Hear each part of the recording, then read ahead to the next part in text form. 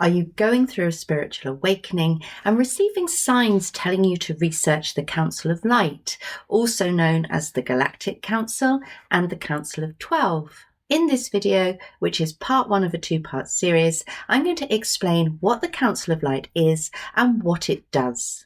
Most importantly, I'm going to explain how every single one of us is related to the 12 members of the Council's inner circle and how they influence our lives every single day, even when we're incarnated in this 3D environment. In part two of this series, I'll introduce you to each of the 12 members of the Council, their characteristics and their missions, so watch out for that video too.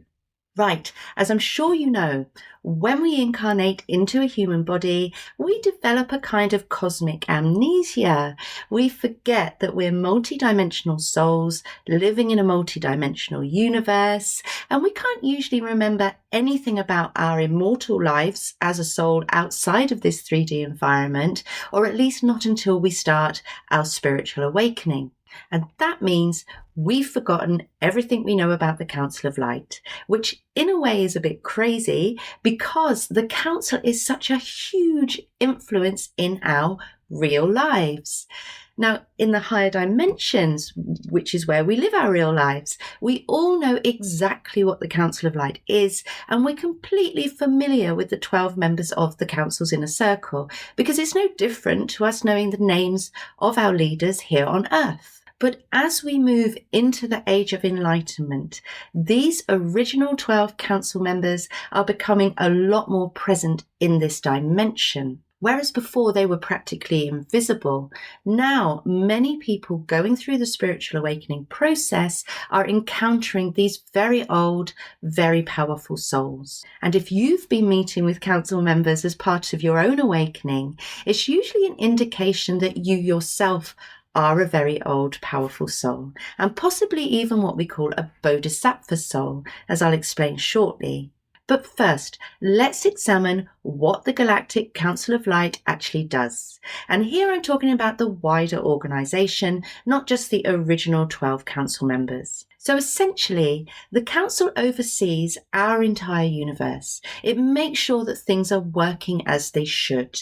And by universe, I mean all of the 13 dimensions, not just the one that we find ourselves in here. You can think of the council as an administrative body that helps steer the game of life and make sure that the rules are being followed. It also concerns itself with the well-being of every single soul. It makes sure that the structures are in place that are needed to support our learning and development, and also that we're able to live free and fulfilling lives outside of game environments like this one. Now, whatever you may have heard to the contrary, the Council is democratic, non-judgmental, compassionate, benevolent. It's basically a group of tribal elders who only want the best for you. They're looking out for you. Now, I personally have deep experience of this because I'm a channel for the Council and their teachings, and I've been working with the Inner 12 as well as Source Energy or Athena on a daily basis for the last few years.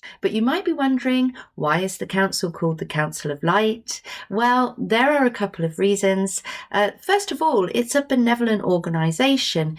It's operating in a kind and loving universe, so it's on the side of light rather than on the side of dark. And secondly, every soul who reaches bodhisattva status automatically joins the council, and bodhisattvas are what we also call beings of light or angels. Now, bodhisattva simply means souls who have completed at least 98% of their soul lessons, and all of us one day will be bodhisattva. In fact, a large proportion of the soul community are bodhisattva because we've been playing this game for a very long time. In fact, currently, around 0.5% of the adult USA population is a bodhisattva soul. Although not all of them are on the awakening path, not all of them will be aware, but that is over 1 million people in the USA alone. So if you're getting contact from one or more of the 12 members of the Council of Light, it is very possible that you are one of these very old souls, or at least very close to being one. Now, of course, the Council of Light is also known as the Council of 12 because that's the number of souls in the original inner circle. How all that worked was that right at the beginning of time, Athena, or source energy, when she decided that she wanted to activate the game of life, was given 144 souls to help her construct our universe. Now, these were the 12 members of the Council's inner circle and some of their direct descendants. But as the universe has grown, it's ever expanding, so has the Council. So today it's a vast organization that extends across billions of galaxies, and there's lots of sort of satellite councils who are focused on the administration of a particular planet or race or area. Why are the 12 original members of the Council so relevant to each of us? It's because every single soul in our universe, and there's just over 1 billion souls at the moment, descends originally from one of these souls. And those souls, in turn, descend from Athena, or source energy. So you can think of each of the 12 members of the original council as representing different aspects of Athena. And when we take them in totality, they are all that is. You can see this in the fact that each council member has a distinct personality and attributes which flow down through the soul family tree.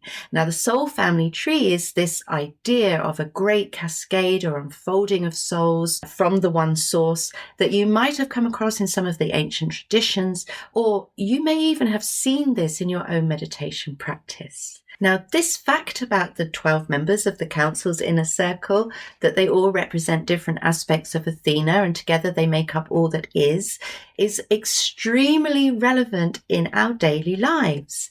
Why is that? It's because the attributes of the 12 members directly correspond to our soul lessons. When we're born, we inherit qualities from our particular branch of the soul family tree, just as we do in this reality. So that means that we're strong in certain attributes, but we lack other ones. However, our objective as learning machines, which is what souls essentially are, is to be the best that we can be, the most complete that we can be. And that means ultimately that we become our own unique version of Athena. We individually become all that is. Now, to attain the qualities we're missing from the other branches of the soul family tree, we incarnate in life after life and we learn our lessons. And these lessons, as I said, are organized beneath each of the 12 council members who have jurisdiction over their particular area.